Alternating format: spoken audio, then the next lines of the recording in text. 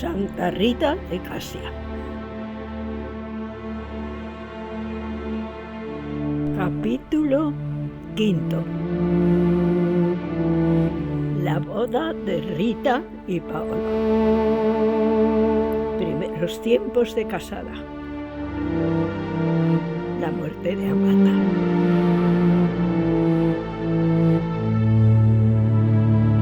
La boda de Paolo era la tercera que se celebraba en la familia Mancini. La primera fue, como sabemos, la de Bernardo, cuya felicidad acabó a los pocos meses con la prematura muerte de la esposa. La segunda fue la de Tommaso, el tercero de los hermanos, y su enlace fue como el de Bernardo, muy del gusto familiar, porque se casó con Rose Benelli, una mujer que, además de ser buena y atractiva, pertenecía a una familia muy rica, linajuda y poderosa. Aquel matrimonio ya tenía un niño de pocos meses, Francesco. Llegó por fin el gran día para la enamorada pareja. Rita estaba preciosa, con su blanco traje de cola y su corona de flores de azahar. Paolo, también muy elegante, la miraba arrobado.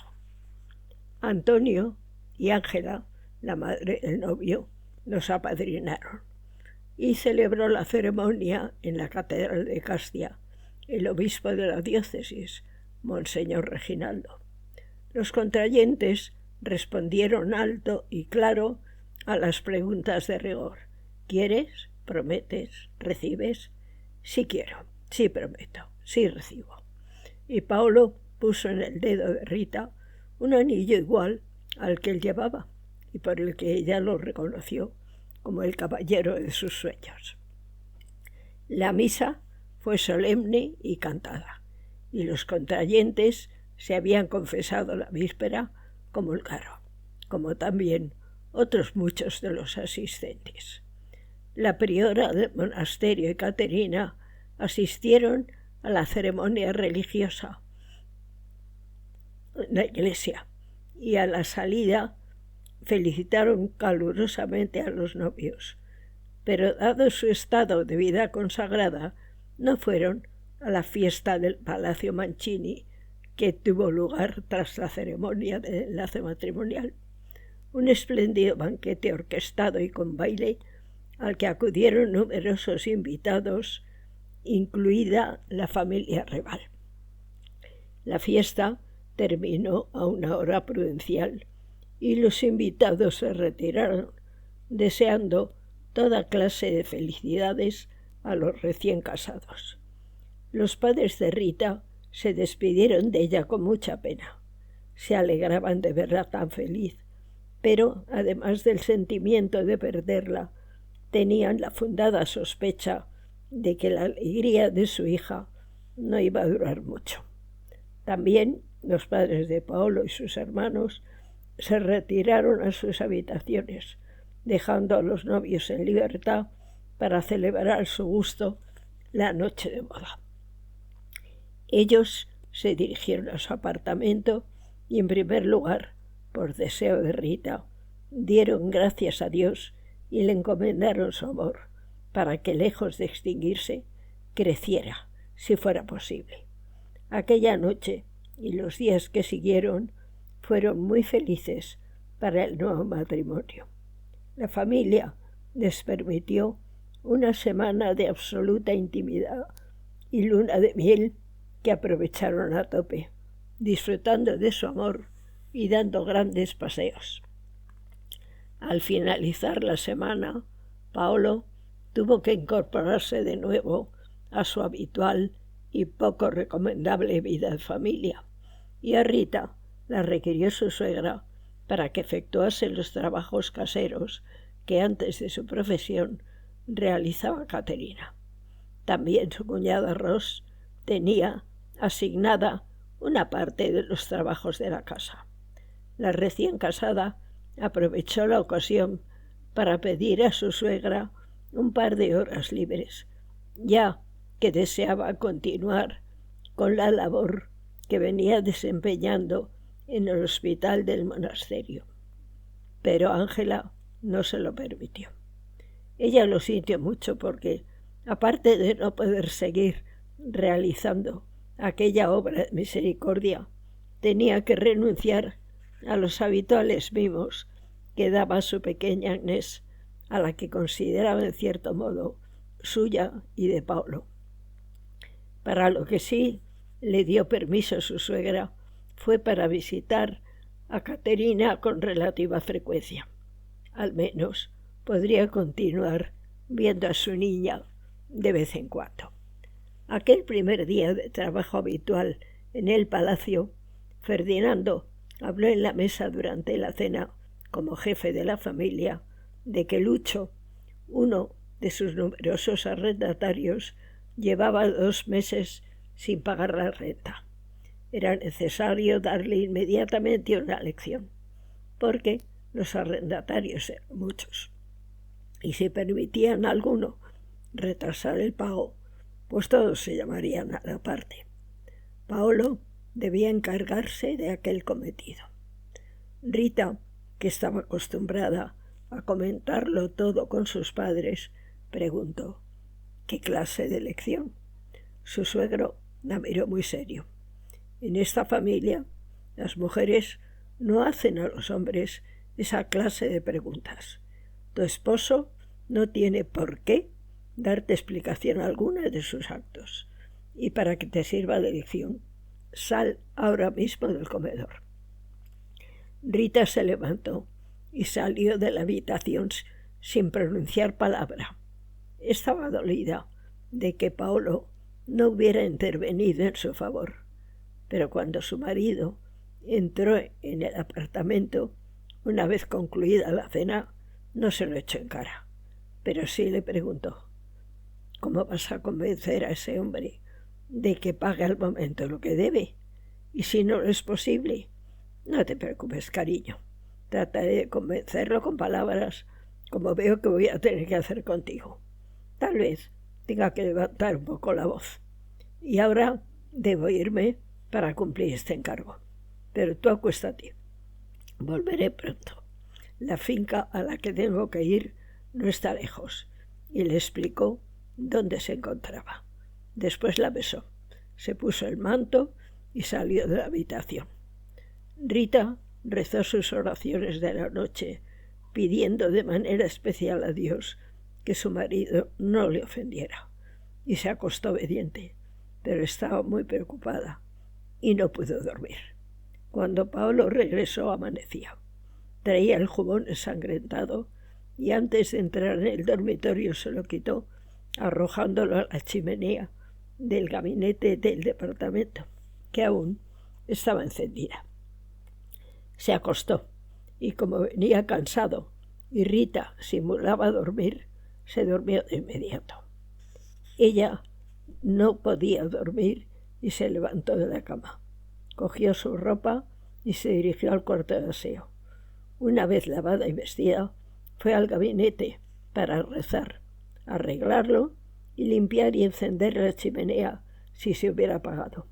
Debería esperar la hora del desayuno familiar y la oportuna para empezar a cumplir los deberes asignados por su suegra en el palacio. Pero al acercarse a la chimenea, vio en ella el jubón de Paulo, medio quemado y manchado de sangre. Comprendió que había matado a Lucho. Lloró amargamente y continuó rezando entre lágrimas: Dios mío, ¿cómo es posible amar a un asesino? Aconséjame tú, ¿debo dejarlo y volver con mis padres? Pero en aquel momento recordó la frase de Jesús: no necesitan médicos los sanos, sino los enfermos. No he venido a llamar a los justos, sino a los pecadores. Gracias, Señor, por tus palabras. Pese a todo, no debo dejar a mi marido. Tal vez sea yo la única esperanza de su salvación. Y le he jurado ante ti amarle todos los días de mi vida.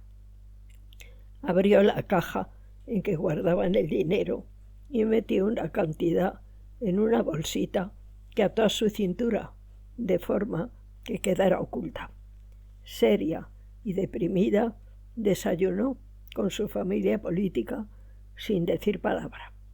Todos la contemplaron con curiosidad por aquella actitud tan contraria a su carácter cariñoso, expansivo y alegre, pero no le dieron demasiada importancia, achacándolo al incidente ocurrido en la cena del día anterior.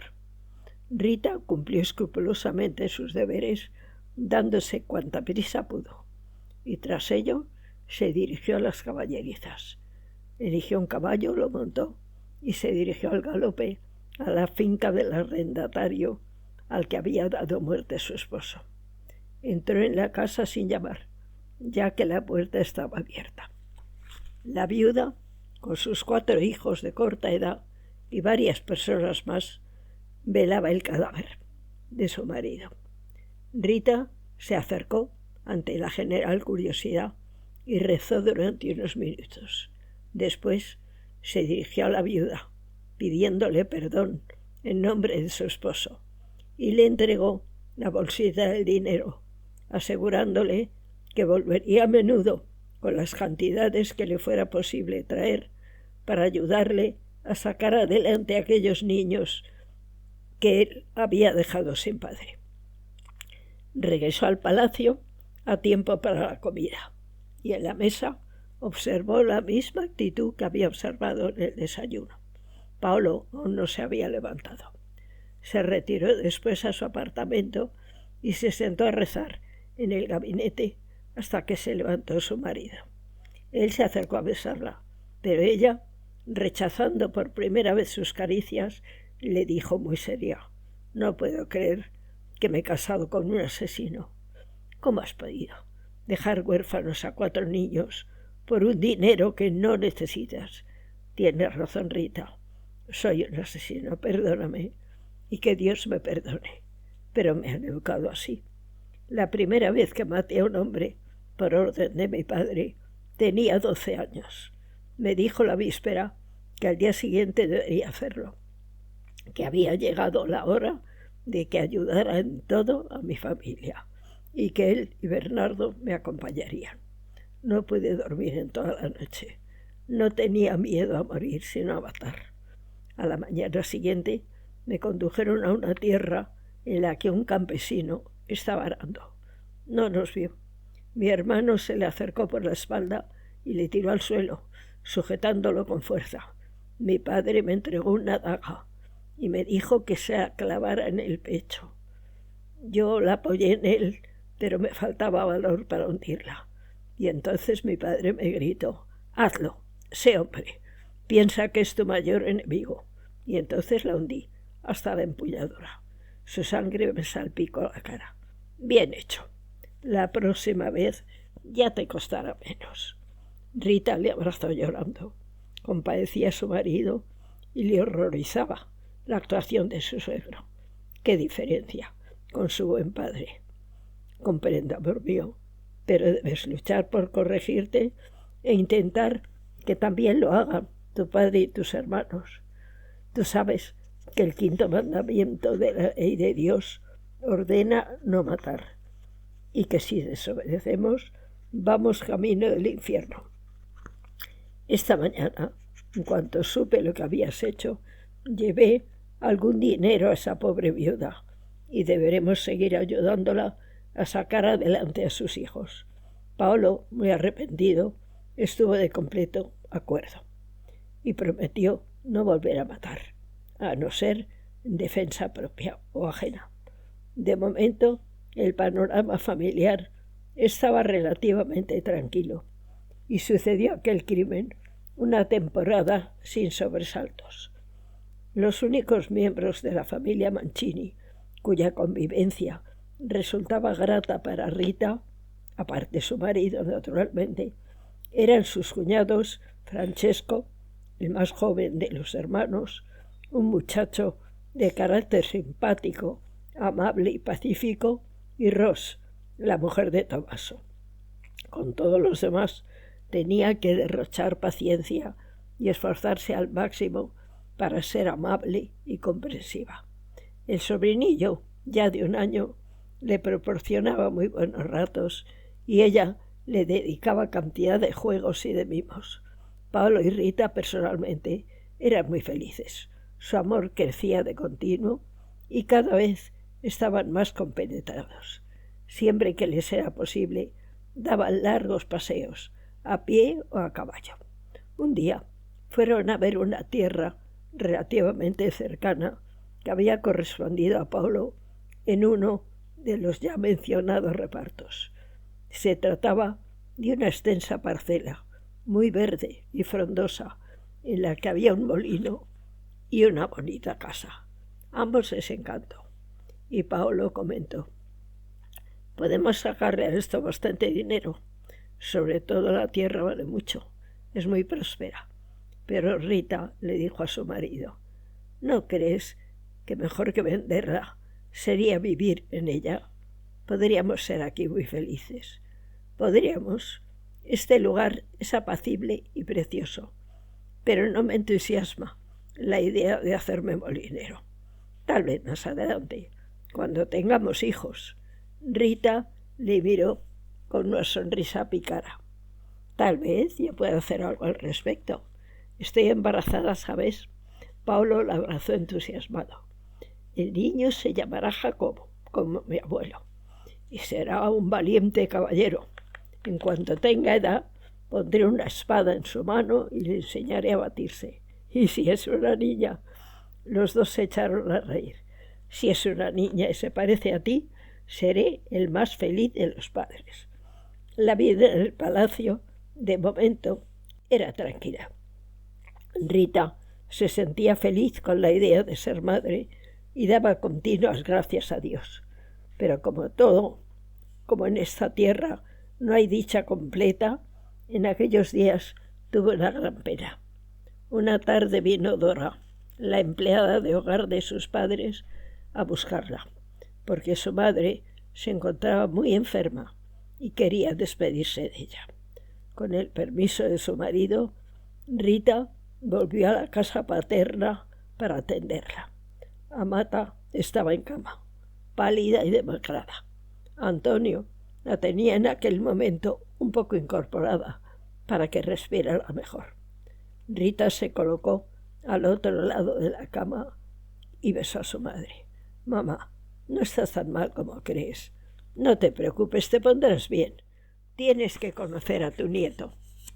Si por algo siento irme, es por dejar solo a tu padre y por no conocer al primero de tus hijos, para cuyo nacimiento falta tan poco. Pero Dios sabe más, y si me llama ahora es porque conviene. Desde el cielo velaré por vosotros.